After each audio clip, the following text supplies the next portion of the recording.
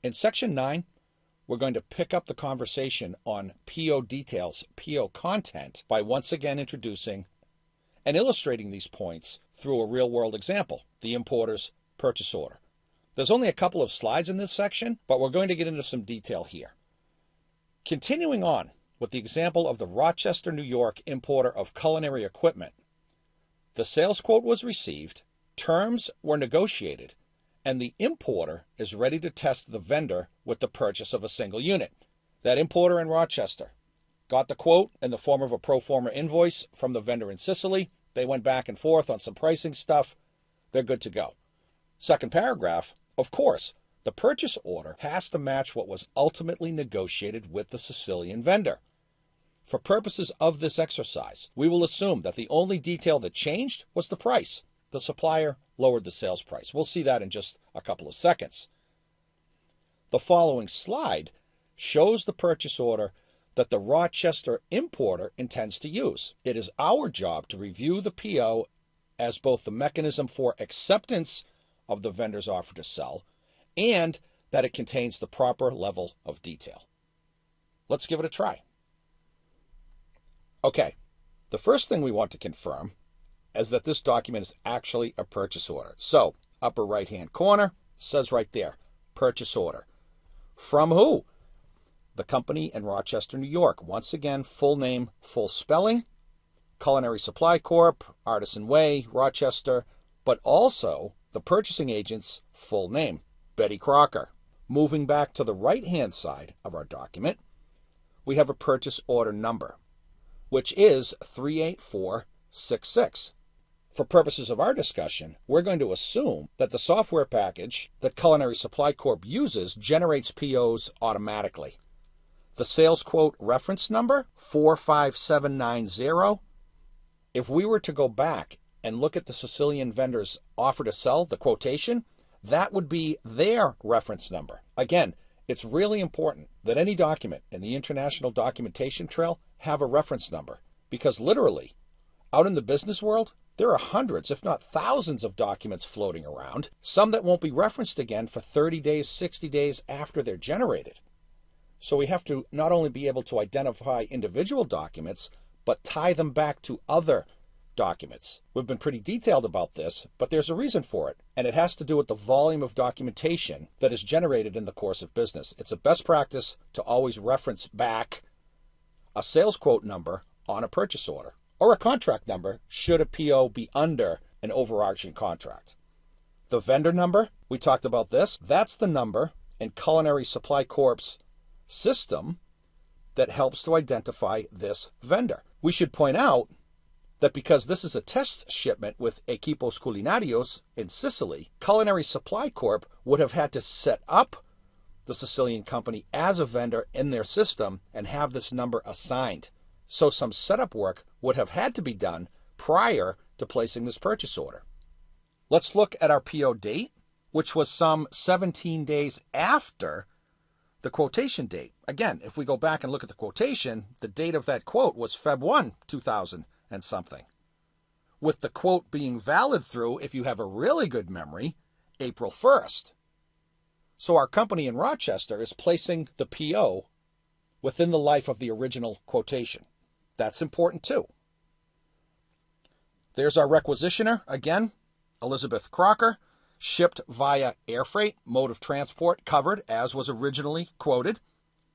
Incoterms rule, CIP destination airport. That was the original Incoterms rule under which the quote was given by Equipos Culinarios in Corleone, Sicily, Italy.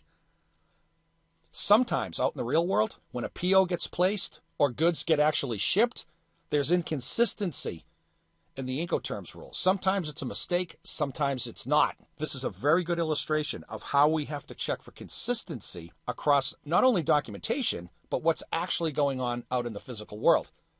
Because as we said, CIP destination airport means that the price paid by the buyer includes air freight up to the destination airport as well as minimum cover insurance.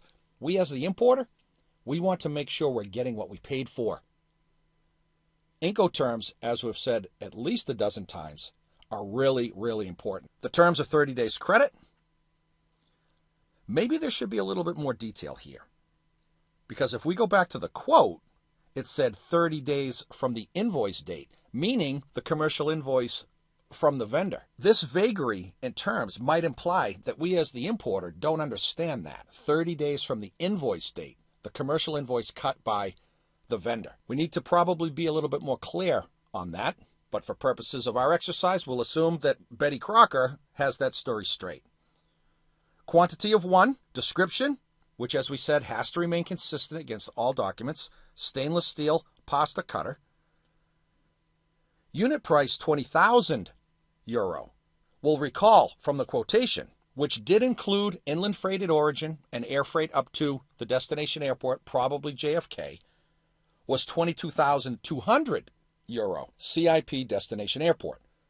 There's been some negotiation, obviously, between the buyer and seller, and the total price came in at €20,000, CIP destination airport. So that $20,000, once again, includes inland freight at origin to the airport and air transport probably to JFK.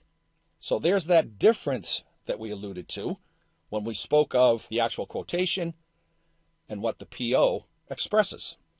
That implies that there was some price negotiation between the seller and the buyer. We see that here. Getting back to the body of the PO, currency, euro, last cancellation date, super important, March 1. So really, Culinary Supply Corp has 13 days to change their mind. Not even 13 days because it's February. That's what they agreed to. And the last ship date is April 17th. So basically 2 months from the date of the PO issuance. That allows the vendor to go out and get raw materials, go into production, properly crate up the pasta cutting machine, and get things moving. So there are some very explicit dates there that need to be adhered to. We will admit that this is a fairly simplified purchase order, but the question becomes, as a legally binding document, when acknowledged by the vendor, does it include everything that we need? That's the question we need to ask ourselves. And for purposes of this exercise, with the exception of perhaps being a little bit clearer on the terms as 30 days from commercial invoice date, the answer is yes. Let's move on. Let's talk a little bit more in a supply chain perspective about those payment terms and when the clock starts ticking. We pointed this out for a reason.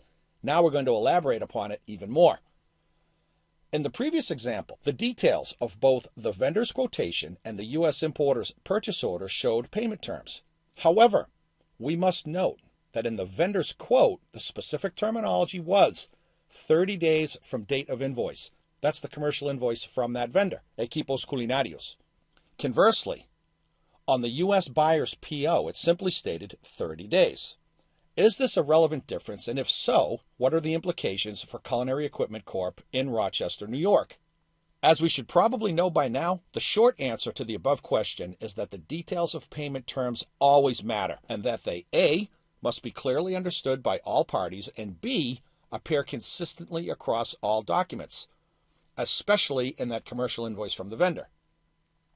In this case, it is a matter of determining when the clock starts ticking on the 30-day terms. Check this out because it really matters. Technically, the U.S. buyer must pay within 30 days of the date of the vendor's commercial invoice. For future reference, Culinary Supply Corp. Might consider asking for terms based on the date of the shipping document. For us here, it's an airway bill because it's an air freight shipment. It could be an ocean bill of lading. This term is most favorable to the U.S. importer because the date of the shipping document is almost always later than the invoice date. Why is that? Because the shipping doc is prepared after the commercial invoice. Why is that? Because the goods have to be ready to ship before a bill of lading or an airway bill or a truck bill of lading can be prepared. So that commercial invoice has to be there. And the goods almost always ship physically after the creation of the commercial invoice. So what does that mean? In this case, the U.S. buyer would have more time to pay because the clock starts ticking later. Best practice, ask for terms 30 days, 60 days, 90 days based on the date of the shipping document because the shipping document is going to be created after the commercial invoice. If we go commercial invoice, the clock starts ticking the minute that commercial invoice is generated. Doesn't mean the goods are moving yet. Base the terms, if you can, as an importer, on the date of the shipping document. Okay, as we said, only a couple of slides in this section, but pretty important stuff. That wraps up Section 9. We'll begin Section 10 as soon as you tune back in.